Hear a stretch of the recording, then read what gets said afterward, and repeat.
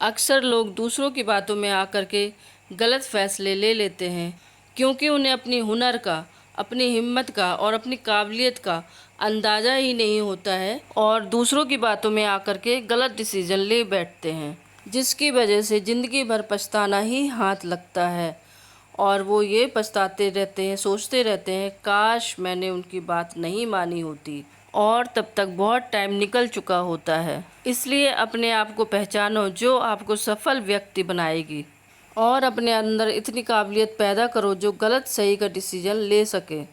तभी कहा गया है कि बहरा बन तभी सफल होगा। सुनकर आपको अजीब लग रहा होगा, लेकिन यही सत्य है। हेलो एवरीवन, मैं हूँ श्रद्धा सिंह। अगर सफल होना है तो बहरा बनो। चलिए एक कहानी सुनाती हूँ, हो सकता है आपने पहले भी सुनी होगी, और अगर नहीं सुनी है तो एक बार ध्यान से सुनिए। एक जंगल में एक बहुत बड़ा तालाब था, उसमें बहुत सारे मेंढक रहते थे। एक दिन उनके राजा ने एक कंपटीशन रखा कि तालाब के बीच में जो बड़ा सा पिलर है, जो भी मेंढक उसके एंड पॉइंट तक पहुंच जाएगा उसे इनाम मिलेगा। सभी मेंढक एक साथ उस पिलर की तरफ दौड़ने लगे। पिलर बहुत पुराना था, पुराने होने की वजह से उसमें बहुत काई लगी हुई थी, जिसकी वजह से वह बहुत चिकना हो रखा था। कई मेंढकों ने उसमें चढ़ने की कोशिश की, तो कई तो शुरू में ही गिर गए और कई मेंढकों ने एक दूसरे की टांग पकड़कर गिरा दिया और कई फिसलन के कारण उसमें चढ़ ही नहीं पाए। इस तरीके से बहुत देर तक कोई भी मेंढक पिलर के दूसरे छोर तक नहीं पहुंच पाया। तभी सबने देखा एक छोटा सा मेंढक अभी भी बार बार चढ़ने की कोशिश कर रहा है। वह गिरकर भी हार नहीं मान रहा है, लगातार कोशिश कर रहा है। उस वक्त दूर खड़े हुए हारे हुए मेंढक चिल्ला रहे थे कि पिलर बहुत चिकना है, तुम बहुत छोटे हो, तुमसे नहीं हो पाएगा, तुम मत चढ़ो, वापिस आ जाओ, कोशिश मत करो, हमसे नहीं हो पाया तो तुम तो बहुत छोटे हो, तुम्हारे में तो ताकत भी नहीं है, दूसरे छोर तक पहुंचना तो नामुमकिन है। उनके ऐसा लगातार चिल्लाने पर भी उस प्रयास करने वाले मेंढक पर कोई असर नहीं हो रहा था। वो लगातार कोशिश करता जा रहा था और ऐसे ही कोशिश करते करते वो पिलर के एंड तक पहुंच गया। सब देखते रह गए, सभी हैरान हो गए। तभी उनके राजा ने बुलाया और पीठ थपथपाई और बोला, शाबाश, मुझे यकीन नहीं हो रहा है कि तुमने ये ऐसे कैसे कर दिखाया। लेकिन एक बात बताओ कि जब ये सब तुम्हें रोक रहे थे, तुमने किसी की बात नहीं मानी और इतना चिल्लाने पर भी तुमने हार नहीं मानी। ऐसा क्यों? मेंढक के बच्चे ने कोई जवाब नहीं दिया। तभी उसकी माँ बोली। माँ ने कहा, महाराज, मेरा बेटा बहरा है, ये किसी की बात सुन नहीं सकता, और जब ये सब उसको रोक रहे थे तो वो तब उसको ऐसा लग रहा था कि ये सब उसको रोक नहीं रहे हैं बल्कि उनको एनकरेज कर रहे हैं, उसका उत्साह बढ़ा रहे हैं कि बेटा तू कर लेगा, इसलिए लगातार कोशिश करता रहा। तब राजा ने हंसते हुए कहा, यही इसकी ताकत है। अगर इसने उस समय दूसरे की बात सुन ली होती ना तो इसकी हिम्मत टूट गई होती और इनकी तरह ये भी कभी भी सफल नहीं हो पाता। इस कहानी से हमें ये सीखने को मिलता है कि हमें इनकरेज करने वाले बहुत कम मिलेंगे। हमें केवल रोकना सिखाएंगे, हमें जीतने से रोकेंगे और हमें नेगेटिव बातें बोलेंगे। लेकिन अगर जीतना है ना तो तुम्हारे अंदर इतना जुनून होना चाहिए कि तुम्हें किसी की बात का कोई भी फ़र्क ना पड़े। और दूसरी बात, हमारे बोलने का असर सामने वाले पर पड़ता है, इसलिए किसी को डिमोराइज़ करने से पहले एक बार सोचें कि ना इसको हम क्यों डिमोराइज़ कर रहे हैं, इससे हमारा क्या भला हो रहा है। और तीसरी बात, ये जो भी कहे कहे ना, आपको अपने आप पर पूरा भरोसा होना चाहिए कि हाँ, मैं ये कर सकता हूँ। अपने लिए इतनी पॉजिटिविटी और हिम्मत होनी चाहिए कि जब किसी काम को खुद करके ना देख लो ना, उस काम को छोड़ना नहीं है। कड़ी मेहनत, खुद पर विश्वास और सकारात्मक सोच आपको सफल बनाती है। खुद की पावर को पहचानो, खुद के स्ट्रेंथ को पहचानो। दोस्तों, अगर मन में हिम्मत हो ना तो कायर भी लड़ जाते हैं। बहादुर वह होता है जो हारने पर भी मैदान नहीं छोड़ते, लगातार कोशिश करते रहते हैं और अपनी मेहनत के दम पर जीत फिक्स करते हैं।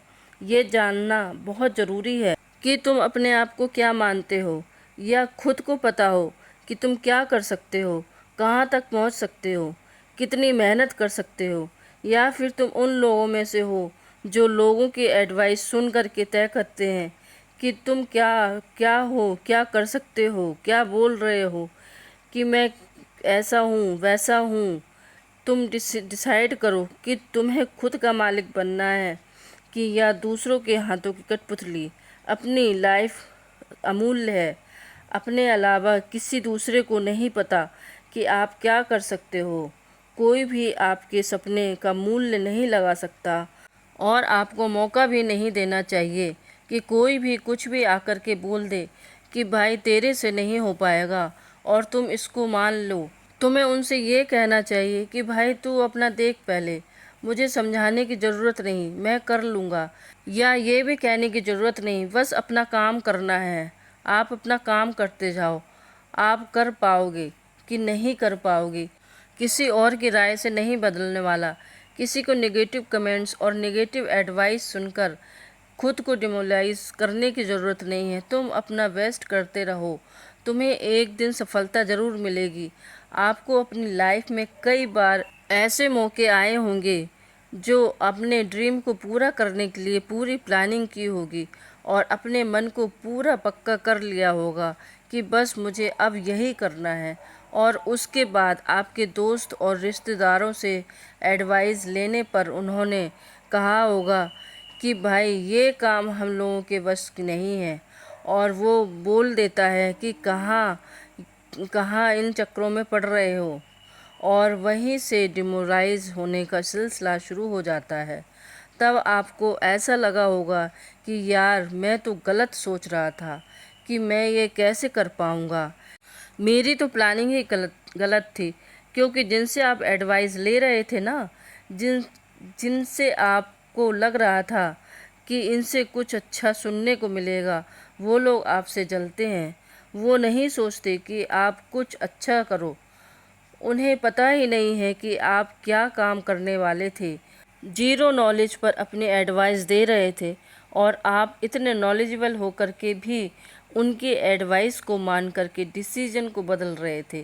क्योंकि आपको सुनने की आदत है, सबका कचरा दिमाग में डालने की आदत है।